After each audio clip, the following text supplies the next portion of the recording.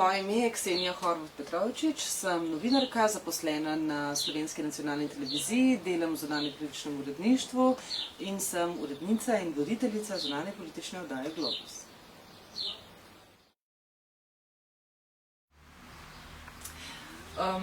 Poklic novinarja je toliko specifičen, da se mi zdi, da je v bistvu kar dobro, da človek sam pri sebi pogrunta, predno se odloči za to.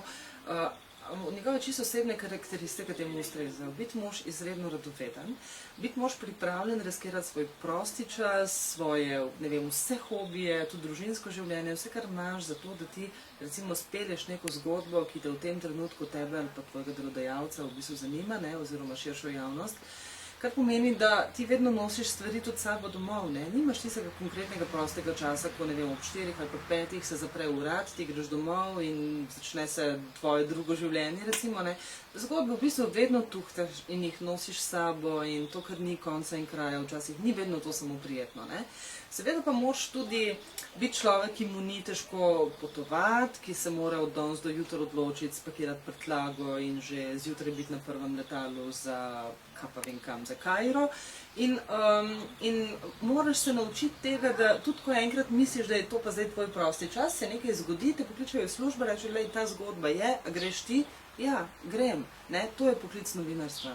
In to ni vedno zelo enostavno, ampak če si tisti pravi novinar, potem si seveda pripravljen na vse to in to narediš v bistvu brez hujših težav. Na kratko, če bi mi lahko izpostavili pozitivne in pa negativne lastnosti vašega poklica? Ja, pozitivne so sigurno to, da nikoli ni prav dolgočasno. Vedno se učiš nove stvari, spoznavaš nove ljudi, posvetiti se moraš najrazličnejšim področjem, katerim se sicer v normalnem življenju recimo ne bi. Ne vem, enkrat je to jedrska fizika, drugič je to, ne vem, vzgoja sadnega drevja. Vse sorta novinarske zgodbe prinesejo v sabo, zakaj moraš temu potem slediti. Spoznavaš nove ljudi, zanimive ljudi, ki jih sicer zagotovo nikoli ne bi. To vse so plusi, ker to tudi pomaga seveda k tvoji osebnostni rasti. Nekaj se ti dogaja, ne zabubiš se v neko svojo malo nišo in tam ostaneš do konca življenja. Učiš se, kar je super. Minusi so pa seveda to, da marsikaj drugega odpade. Lahko imaš srečo, pa znaš seveda kombinirati osebno, službeno in tako naprej, ampak dostikrat ni tako. Dostikrat so novinarji, mislim, tisti najboljši novinarji, ki res delajo totalno dobre stvari, so pogosto samotarji. Sledijo tisti svojim zgodbam, so totalno predani novinarstvu, ob tem pozabljajo na marsikaj drugega, žal je to pogosto tudi tako. Ampak to je pač ceno za to, kar jo plačaš. Zaradi tega pogosto pravimo, da novinarstvo v bistvu ni samo poklic, je tudi način življenja. Marsikdo jo razume tudi kot neko poslanstvo in zato seveda moraš plačati tudi svojo ceno. Ksenija, mi lahko poveste, kako izgleda vaš tipični vsakdanjik? No, v bistvu vam zdaj, recimo v zadnje leta, odkar imam otroke, res tudi lahko odgovorim, pa to o otrocih ni čist brez veze, ker to je še en del tega, s čimer moraš računati, ko si enkrat novinar. Ko imaš otroke, seveda se ti življenje zakomplicira. Ti ne greš od danes na jutri, ne vem, na službeno pot v Irak ali pa kar naenkrat za en teden v Strasbourg, ker ne moreš. Imaš tudi svoje družinske obveznosti in se pač temu prilagodiš in delaš druge stvari. Jaz zdaj recimo urejam in vodim to zunanje politično oddajo Globus, kar je za mamico z majhnimi otrokoma v bistvu super, zaradi tega, ker si lahko precej tudi sama razporejam čas.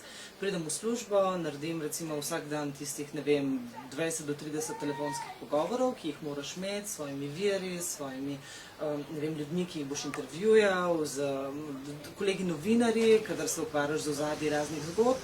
Potem seveda prebereš vseh tistih, 20 časopisov, ki jih recimo hočeš spremljati, dnevno, ali pa recimo vsak ima to svoje, pač jaz spremljam recimo veliko izraelskih, pa angleške, nekaj ameriških in slovenske, No, in potem imam recimo parkrat na teden imam seveda tudi snemanja, ali so studijska, ali so terenska, torej v studiju intervjujem recimo ljudi, ki pridajo in so moji gostje v oddaji, naprimer, Dostikrat pa grem tudi delati intervjuje, zgodbe na terenu in jih potem inkorporiramo pač v oddajo, ki jo delamo.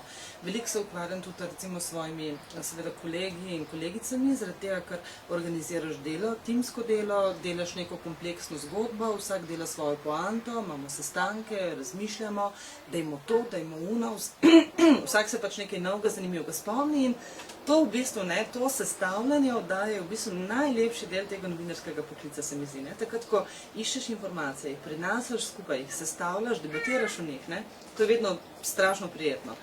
Doskrat tudi dosti bolj kot tisti končni izdelek, ko greš pa dejansko v studio, se tam usedeš, prezentiraš in tako naprej, ne. Ali pa meni mogoče ustreza tisti drugi del bolj, ne. Vsak mu svoje. Bi vas lahko še vprašal, če je poklic novinarja težko zaposljiv?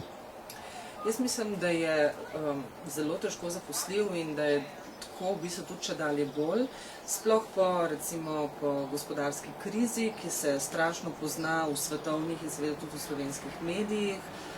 Tudi sicer so razmere sploh na slovenskem medijskem trgu slabo urejene, ljudje zelo dolgo čakajo, da pridejo do redne zaposlitve, torej do zaposlitve za nedoločen čas. Zelo veliko je 3-mesečnih pogodb, 6-mesečnih pogodb, nekega avtorskega dela, zaradi katerega je v bistvu tudi samo novinarsko delo, recimo, da trpi v bistvu. Ne? Ti v bistvu hočeš imeti tudi človeka, ki mu ni treba iz dneva v dan skrbeti samo za eksistencialno vprašanje, ker naj bi imel urejena in se lahko tudi posveti svojemu delu in zgodbi. Ne? Tako da na kakšno zelo skorajšnjo kmalu zaposlitev, v bistvu, če se odločiš za poklic novinarstva, ni računati. Tam pri 35 recimo je ena taka, bi rekla, normalna zapostlitvena doba v našem poklicu. No, kljub vsemu, kaj bi sporočili vsem tistim, ki se za ta poklic še vedno interesirajo? Ja, rekla bi jim seveda, da je to strašno zanimiv poklic.